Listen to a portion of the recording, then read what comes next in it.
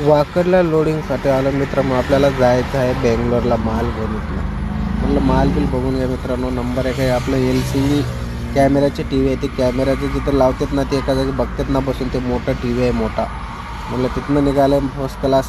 म्हटलं झोपेत असल्यामुळं म्हणलं स्टिंग प्यायचा. म्हणलं स्टिंग बिंग घेतला निवांत. म्हटलं प्यायत चालीत म्हणलं जाऊ म्हणलं निवांत.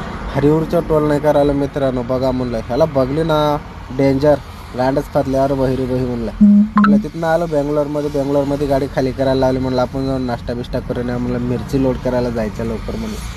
मग काय नाश्ता बिष्टा केला. म्हणलं निघाला आलं मिरची लोड करायला. फर्स्ट क्लास तिथे मिरची भरायला लागली मित्रांनो.